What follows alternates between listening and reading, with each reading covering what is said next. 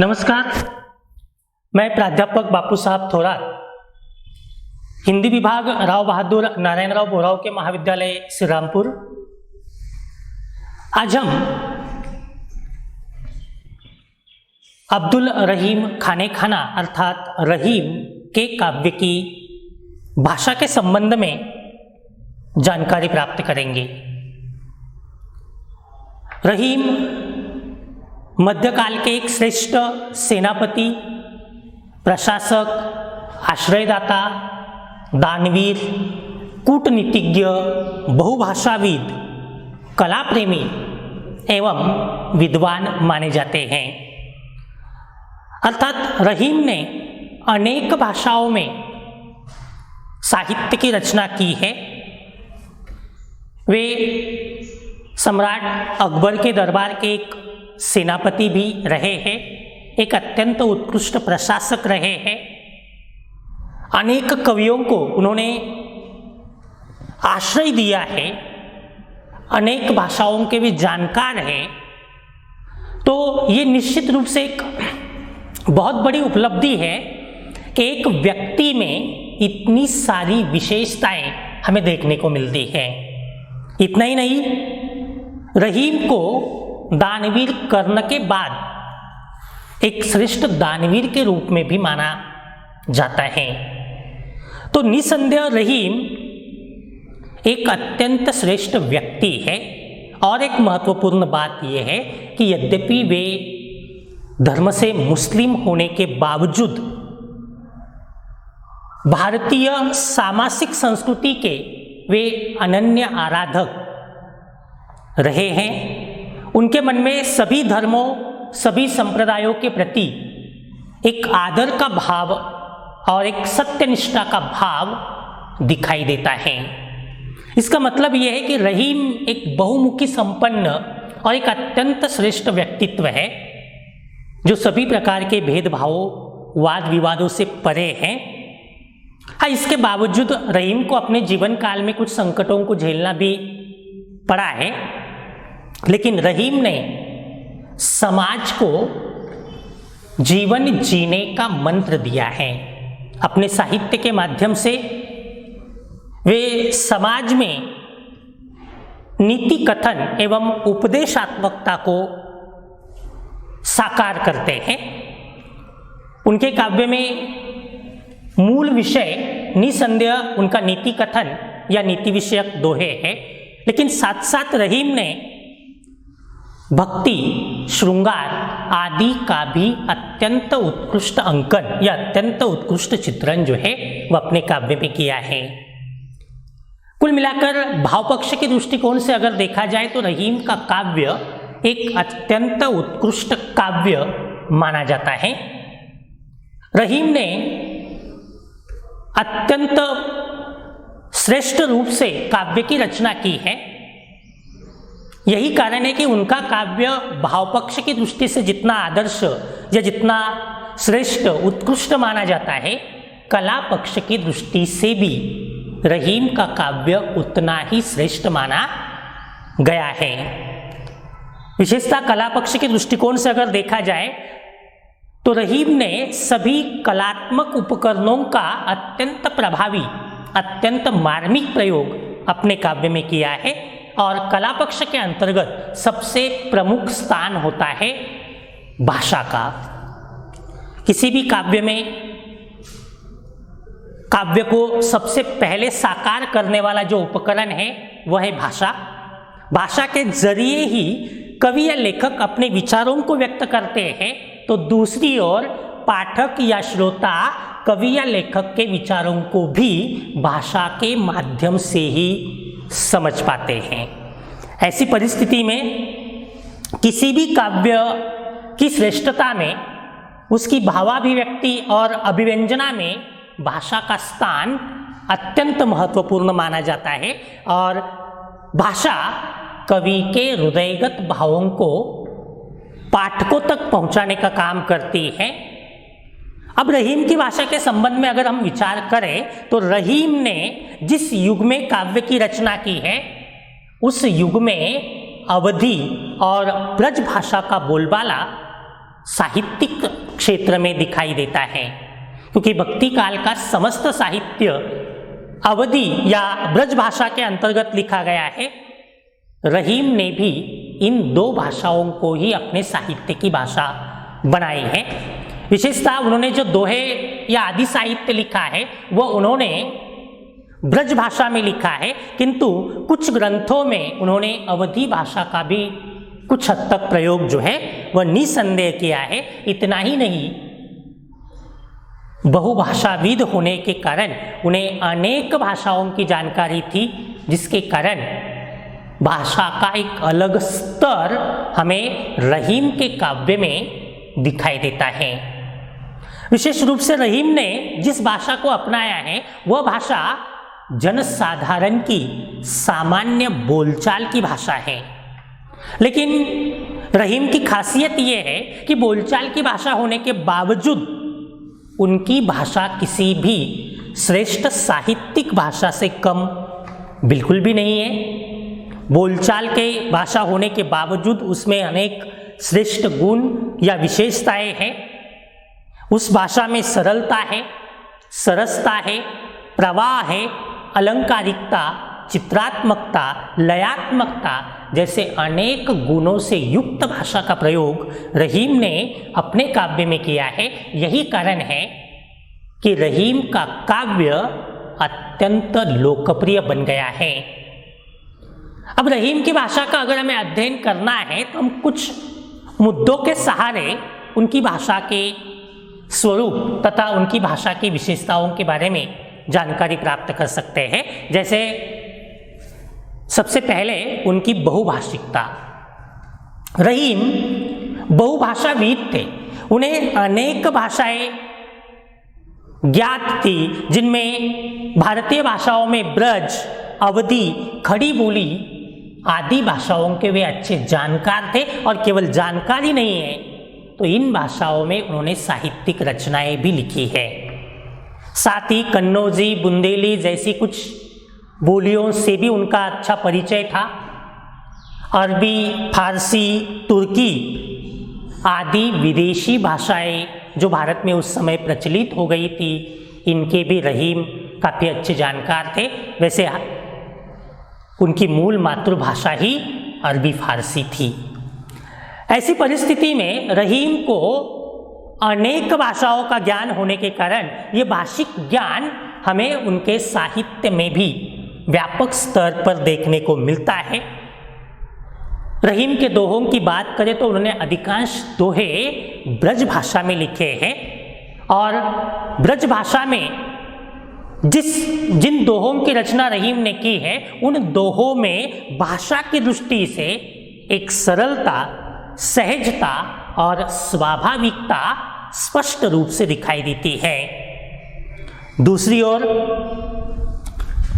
ब्रज भाषा के जो सर्वश्रेष्ठ कवि हैं, उन सर्वश्रेष्ठ कवियों में रहीम की गणना की जाती है। इनकी ब्रज भाषा इतनी उत्कृष्ट या इतनी श्रेष्ठ मानी जाती है। दूसरी ओर उनकी भाषा ग्रामीण बोलचाल से भी संबंधित है, जिस पर कन्नौजी, बुंदेली आदि जो ब्रज के आसपास की बोलियां हैं, इनका भी कुछ हद तक प्रभाव देखने को मिलता है।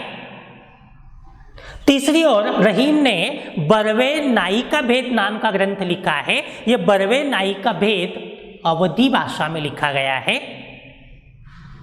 अब इसका कारण ये भी है कि रहीम जिस प्रदेश में रहते थे वह मूलतः अवध प्रदेश का एक भाग है, अतः बचपन से ही अवधी भाषा से उनका परिचय हो गया था। इस कारण अवधी का भी उन पर काफ़ी व्यापक मात्रा में प्रभाव रहा है। यही कारण है कि उन्होंने लोक प्रचलित या ग्रामीण भागों में जो बोलचाल की अवधि है, जिसे ठेठ अवधि कहा जाता है, इस ठेठ अवधि का प्रयोग भी अपने काव्य में किया है।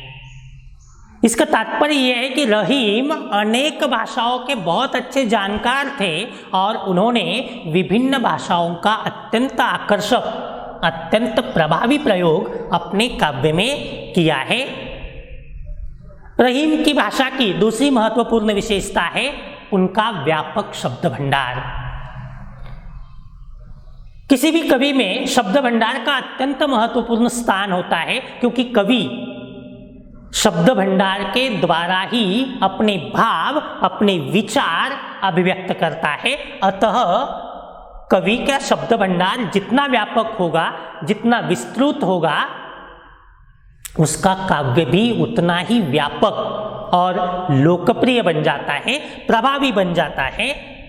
रहीम, जैसे हमने पहले ही देखा, एक तो बहुभाषाविद तो थे ही, साथ साथ उनका शब्द भंडार भी बहुत अधिक व्यापक था। इतना अधिक व्यापक था, जैसे हमने शुरू में भी देखा कि उन्हें विभिन्न भारतीय और विदेशी भाषाओं का काफ़ी अच्छा ज्ञान था। इतना ही नहीं, शब्दों के दृष्टिकोण से भी तत्सम शब्द, तद्भव शब्द, देशज शब्द, विदेशी शब्द जैसे अनेक प्रकार के शब्दों का अत्यंत मार्मिक, अत्यंत प्रभावी प्रयोग रहीम ने अपने काव्य में किया है।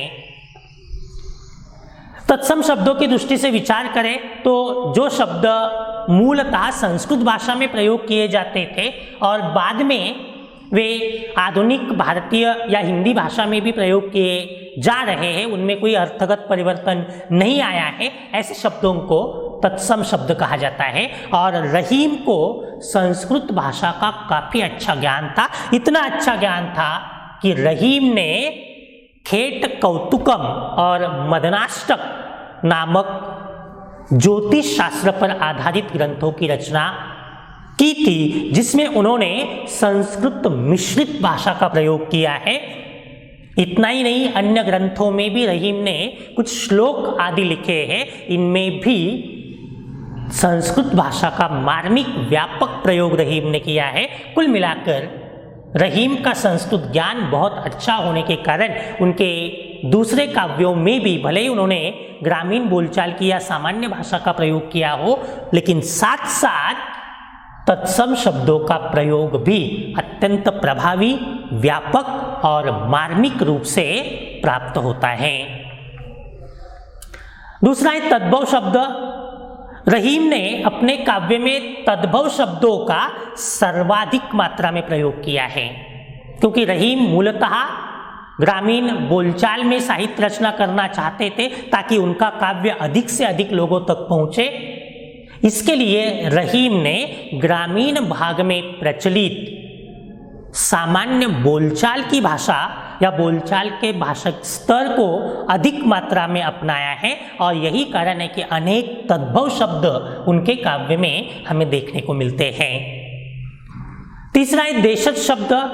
रहीम ने अनेक स्थानों पर तत्कालीन बोलचाल की भाषा में प्रचलित या अज्ञात व्युत्पत्ति मूलक तत्सम शब्दों, अज्ञात व्युत्पत्ति मूलक देशज शब्दों का भी अत्यंत मार्मिक प्रयोग अपने काव्य में किया है, जैसे ओछो, किरकिरी, आटा, मैल, गैल, ढेकुली, पासा, चंगुल, नगाड़ा, पैड़ा, चुगल, बलाय, ऐसे हजारों शब्द हैं जो हमें रहीम के दोहों में मिलते हैं, जो मूलतः या तो देसी भाषाओं से आए हैं या जिनकी व्युत्पत्ति पता नहीं है। ऐसे देशज शब्दों का रहीम अत्यंत मार्मिकता के साथ प्रयोग करते हैं।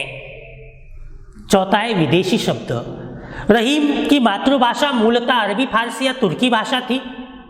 अब अरबी भाषा और तुर्की भाषा में काफ़ी समानताएं थी, इसके बावजूद रहीम ने भारतीय भाषाओं में रचना की, लेकिन मातृभाषा अरबी, फारसी या तुर्की होने के कारण कुछ मात्रा में अरबी, फारसी तथा तुर्की भाषा के शब्द उनके दोहों में हमें व्यापक रूप से मिल जाते हैं, जैसे अरज, हुजूर, कागज, खरच, खैर, खून, प्यादे, फजीहत, वजीर, अजीम, सरदार, ये ऐसे अनेकों शब्द हैं जो मूलतः अरबी, फारसी या तुर्की भाषा के हैं, जिनका प्रचलन भारतीय भाषाओं में भी हो गया है, जिसके कारण रहीम ने इन शब्दों का अत्यंत प्रभावी प्रयोग अपने काव्य में किया है। कुल मिलाकर रहीम का शब्द भंडार अत्यंत व्यापक है। रहीम की भाषा की तीसरी महत्वपूर्ण विशेषता है सटीक शब्द योजना। रहीम ने शब्दों का अत्यंत सटीक, अत्यंत मार्मिक और प्रभावी प्रयोग किया है, क्योंकि रहीम शब्दों का महत्व भली भांति जानते थे। क्योंकि शब्द शस्त्र माने जाते हैं, शब्द ही कवि की अनुभूतियों को व्यक्त करते हैं, इसलिए शब्दों का प्रयोग जितना प्रभावी होगा, जितना मार्मिक होगा, कवि की बात उतनी ही प्रभावी रूप से सामने आ पाती है। इसलिए सोच समझकर अत्यंत कसावट के साथ शब्दों का प्रयोग करना बहुत जरूरी है। और निसंदेह रहीम ने अत्यंत सटीक, मार्मिक, कसावटदार और प्रभावी रूप से शब्दों की योजना की है।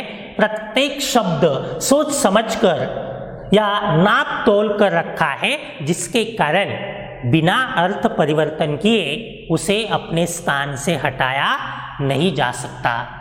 तो प्रत्येक शब्द एक कसावट या एक मार्मिकता के साथ रखने के कारण रहीम अर्थ का पूरा ध्यान रखते हैं, और जिसके कारण रहीम के काव्य का अर्थ अपने आप प्रस्फुटित हो जाता है या अपने आप मार्मिक अर्थ सामने आता है। कुल मिलाकर शब्द योजना के दृष्टिकोण से अगर देखा जाए तो रहीम का काव्य निसंदेह अत्यंत उत्कृष्ट है, अत्यंत सटीक है। चौथा है मुहावरे, कहावतें और लोकोक्तियों का प्रयोग। काव्य में मुहावरे, कहावतें और लोकोक्तियों का प्रयोग काव्य के सौंदर्य को और वृद्धिंगत कराने में अत्यंत महत्वपूर्ण स्थान रखता है। रहीम ने तत्कालीन बोलचाल की भाषा में प्रचलित अनेक मुहावरों, कहावतों एवं लोकोक्तियों का मार्मिक एवं आकर्षक प्रयोग किया है। इससे रहीम की भाषा और अधिक सजीव और अधिक प्रभावोत्पादक बन गई है, जो अपना एक अलग अर्थ देते चलती है या एक अपना अलग भाव व निर्माण करती चलती है। यही कारण है कि उसका एक अलग सौंदर्य देखने को मिलता है। दूसरी ओर मुहावरे, कहावतें आदि के प्रयोग का लाभ ये भी होता है कि कवि कम से कम शब्दों में अपनी बात अधिक प्रभावी रूप से व्यक्त कर पाता है। इस बात को भी रहीम भली भांति जानते थे। इसी कारण मुहावरे, कहावतें, लोकोक्तियाँ आदि सबका अत्यंत मार्मिक, अत्यंत प्रभावी प्रयोग हमें रहीम के काव्य में देखने को मिलता है। जैसे रहीमन मूल ही सींचीबो, फूल ही फूल आघाय, रहीमन बासी सागर विसे, करत मगर सो बैर, पानी में रखकर मछली या मगर से बैर करना। या लिखी रहीम लीलार में भई आन की आन, रहीमन ओछे नरन सो बैर भलो न प्रीत, रहीमन याचकता गहे बड़े छोटे भयजात, प्राणन बाजी राखिए हारी होय कै जीत, दात दिखावत दीन हवे चलत घिसावत नाक। इस प्रकार के अनेक उदाहरण हमें रहीम के दोहों में मिलते हैं, जहाँ पर रहीम ने मुहावरे, कहावतें, लोकोक्तियाँ इनका अत्यंत मार्मिक और आकर्षक प्रयोग किया है। पांचवा है शब्द शक्तियों का प्रयोग। काव्य की 3 प्रकार की शक्तियां मानी जाती है, अभिधा, लक्षणा और व्यंजना। सामान्यतः किसी भी शब्द से उसका एक विशिष्ट अर्थ देने वाली जो शक्ति मानी जाती है, उस शक्ति को काव्यशास्त्र में शब्द शक्ति कहते हैं। और यह शब्द शक्ति काव्य के सौंदर्य को बढ़ाने में अत्यंत महत्वपूर्ण योगदान देती है। यद्यपि भारतीय काव्यशास्त्र में व्यंजना युक्त काव्य को अधिक महत्व दिया जाता है, उसे उत्तम काव्य कहा जाता है, लेकिन रहीम ने अपने काव्य में तीनों शब्द शक्तियों का प्रयोग किया है। उसमें भी अगर तुलना करनी है तो लक्षणा शब्द शक्ति का अधिक मात्रा में प्रयोग और अधिक प्रभावी मात्रा में प्रयोग जो है वह हमें रहीम के काव्य में देखने को मिलता है, जिससे रहीम ने एक विशिष्ट अर्थ क्षमता निर्माण की है या अपनी प्रत्येक बात को एक विशिष्ट अर्थ के साथ व्यक्त किया है। यही कारण है कि शब्द शक्तियों से रहीम का काव्य अत्यंत सौंदर्ययुक्त या आकर्षक बन गया है। अंत में निष्कर्ष रूप में हम यही कह सकते हैं कि भाषा की दृष्टि से रहीम का काव्य निसंदेह एक अत्यंत उत्कृष्ट काव्य है। भाषा का अत्यंत सार्थक, सजीव आकर्षक और मार्मिक प्रयोग रहीम ने किया है। रहीम ने तत्कालीन समय में प्रचलित सभी प्रकार की भाषाओं का प्रयोग किया है। उनका शब्द चयन अत्यंत सटीक है, शब्द भंडार अत्यंत व्यापक है, उत्तम और काव्य जनोचित भाषा का प्रयोग उनकी भाषा की एक अत्यंत महत्वपूर्ण विशेषता है। इतना ही नहीं, उनका काव्य भाषा के सभी उपकरणों के सटीक प्रयोग से, मार्मिक प्रयोग से भी पूर्णतः अभिमंडित माना जा सकता है। उनकी भाषा में सरलता, सुबोधता, सजीवता, स्वाभाविकता, सरसता, प्रवाह, अलंकारिकता, चित्रात्मकता, लयात्मकता आदि अनेक विशेषताएं जो है वह दिखाई देती है। और इन सबसे रहीम का काव्य न केवल से एक उत्कृष्ट काव्य बन गया है, न केवल वह एक महान काव्य या एक अत्यंत अच्छा काव्य बन गया है, बल्कि जन समाज में भी वह अत्यंत लोकप्रिय हुआ है। और इन सब में उनकी भाषा का योगदान अत्यंत महत्वपूर्ण रहा है। तो इस प्रकार से रहीम और उनकी भाषा के संबंध में जानकारी है।